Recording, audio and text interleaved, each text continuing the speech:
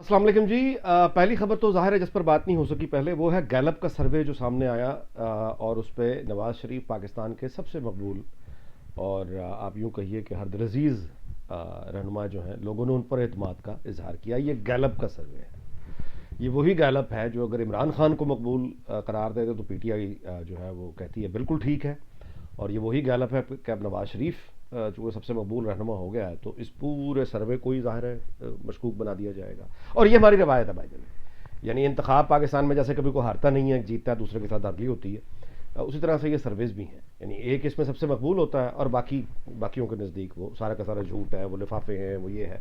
आंखें बंद करके रेत में सर दे देना और सोचना कि बस ठीक है, हम ठीक हैं, हम ठीक हैं, बाकी दुनिया गलत है। ये बहैसियत कौम भी हमारा रवैया है, चूंकि मजमूई रवैया हमारा ये है, तो फिर इनफरादी भी तो यही होगा ना भाई। हम तो बेसिकली ऐसे लोग हैं कि हमने तारीख को देखने, हम तो हिस्ट्री देखते हैं और कहते हैं कि मौजूद ही नहीं है, मौजूद ही नहीं है, ये मौजूद ही नहीं है। हम फिर एक अल्टरनेटिव रियलिटी में चले जाते हैं।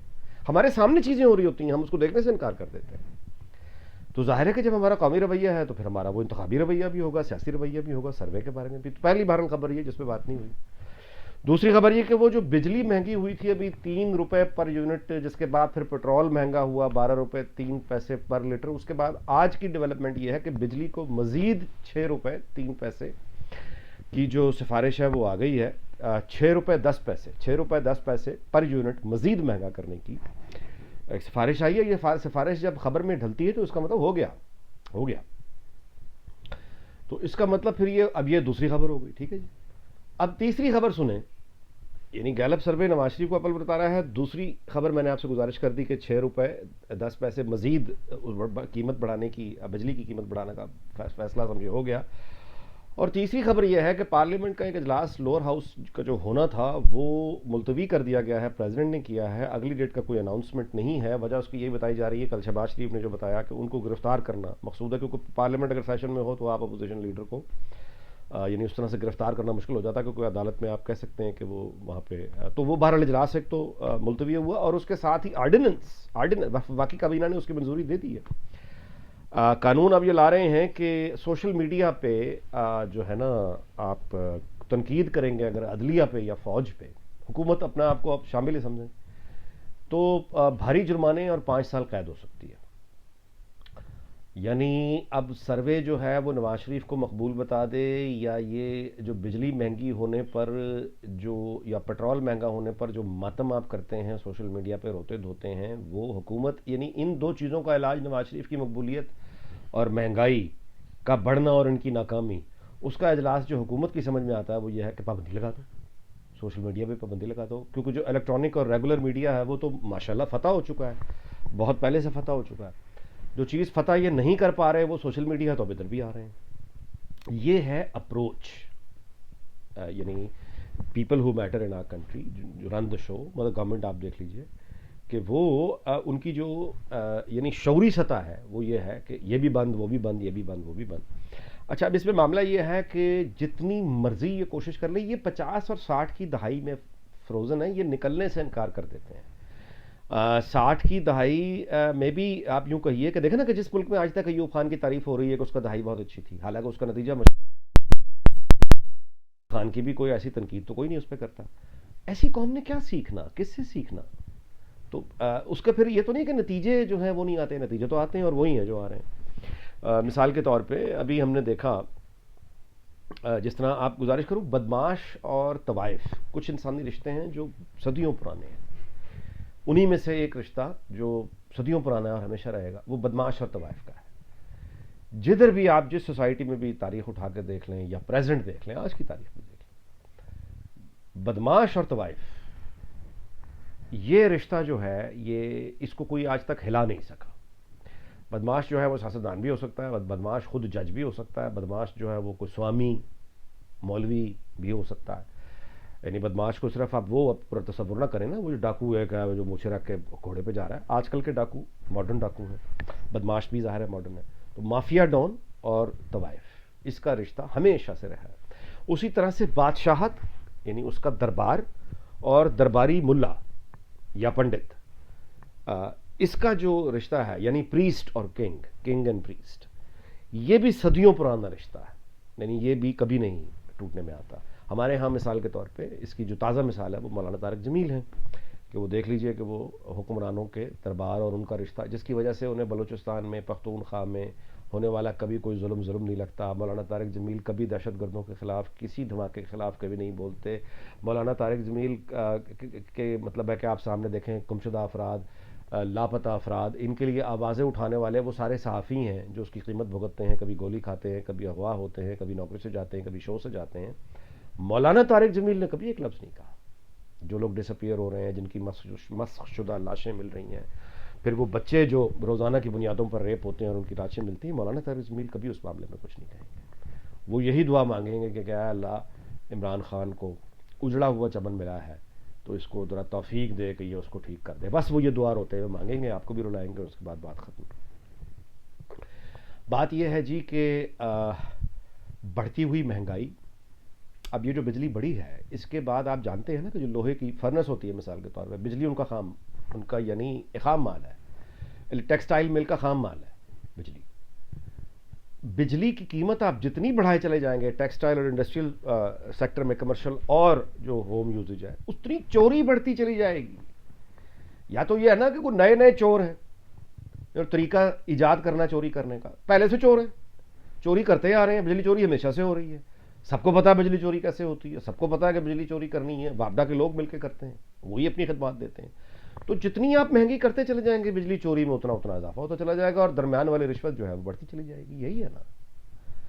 تو اس کا اچھا, اگر جو قیمت دے گا اس بجلی کی اور اس پیٹرول کی, اور اس بجلی اور اس پیٹرول کی جو قیمت دے کر جو مثال کے طور پہ ٹیکسٹائل مل ایک کپڑا بنائے گی, جب وہ اپنی کاسٹ کو فرنیچر بنائے گا, کوئی آپ کاروبار کرنا نا, تو جو بھی بنائے گا یہ کاسٹ دے کر وہ یعنی اس کی وہ فیزیبل ہی نہیں رہ جائے گا مارکیٹ میں, کیونکہ جتنی قیمت کی وہ اس کو پڑے گی پروڈکٹ, وہ فٹ بال ہو کچھ بھی ہو, وہ ایک فٹ بال مثال کے طور پہ بنا کے جب مارکیٹ میں لائے گا یا کوئی اور لیدر کی جیکٹ بنا کے لائے گا تو دوسرے کمپیٹیٹر اس سے کہیں کم پرائز پہ دے دیں گے. اس کی وجہ یہ ہے کہ ان کو یا تو سبسڈی ملی ہوئی ہے یا اس نے یہ قیمتیں ادا نہیں کی ہوئی. اور اگر چوری کرے گا اور اپنے آپ کو تو بچا لے گا, لیکن وہ پھر کلیکٹیو آپ اس میں آ جائیں گے یعنی امپلوژن میں, یا وہ جو ڈاؤن گریڈڈ معاملہ ہے.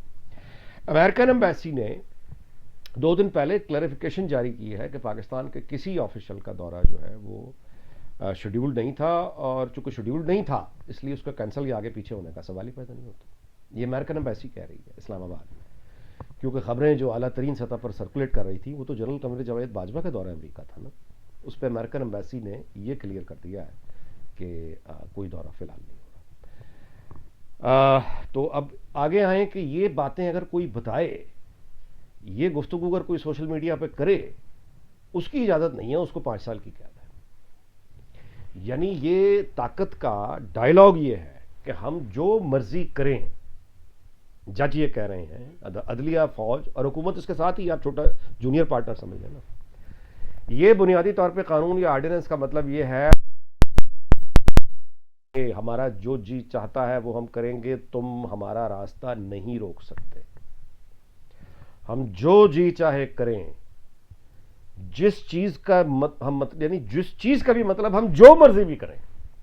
یعنی آج ہم کچھ کہہ رہے ہیں تو بالکل ٹھیک ہے, کل ہم اس کے الٹ جو بھی بات کر رہے ہوں گے ہم تب بھی بالکل ٹھیک ہوں گے. نہ تمہیں پہلے بولنے کا کوئی حق ہے, نہ تمہیں آگے بولنے کا کوئی حق ہے, نہ تمہیں, اگر ہم کہیں کہ ساؤتھ پول ہے آج کے بعد ہماری قوم کا قبلہ, تو تمہارا کام ہے کہ مان جاؤ, اور پرسوں ہم یہ کہیں کہ نارتھ پول ہے, تمہارا کام ہے مان جاؤ. تم ہمارے لیے کام بھی کرو گے, مزدوری بھی کرو گے, ٹیکس بھی دو گے, سرکاری خزانہ بھی بھرو گے, اور اس سرکاری خزانے سے میں جمع ہونے والے پیسے کو ہم جس طرح جی چاہے خرچ کریں. ہم محل بنائیں, ہم مرسیڈیزیں لے کر آئیں, ہم کپڑے پہنیں, ہم ہیلی کاپٹروں پہ پھریں, ہم پینشنیں لیں, ہم پلاٹ لیں, ہم ریٹائرمنٹ کے بعد پاکستان سے باہر رہیں یا پاکستان کے اندر رہیں. We are over and above the law. تم لوگ کیڑے مکوڑے ہو, تمہیں سوال کرنے کی اجازت نہیں, ماتم کرنے کی اجازت نہیں, تمہیں رونے کی اجازت بھی نہیں. اگر پبلک میں آ کے تم روئے تو تمہیں 5 سال کی جیل ہو جائے گی. یعنی فوج اور عدلیہ اور حکومت, ہم ان کے خلاف کچھ نہیں کہہ سکتے. فوج اور عدلیہ یعنی ملک توڑ دے تو ہم اس کو حمود الرحمان کمیشن چھاپ نہیں سکتے. ایکشن تو بڑی دور کی بات ہے. عاصم باجوہ پیدا ہوتے رہیں گے, ان کا نام لینے کی اجازت نہیں ہے. اور اگر عاصم باجوہ کا تم نے نام لیا اور یہ بتایا کہ وہ ارب پتی بلینئر کیسے بنا, تو چونکہ جواب تو اس کا نہیں ہے، وہ تو ہمیں بھی پتا ہے کہ کیسے بنا، لیکن تم نے اس کا ذکر کیا تو تمہیں ملک داخلے کی اجازت نہیں دی جائے گی، داخل ہوئے تو جیل ہے پھر 5 سال کی۔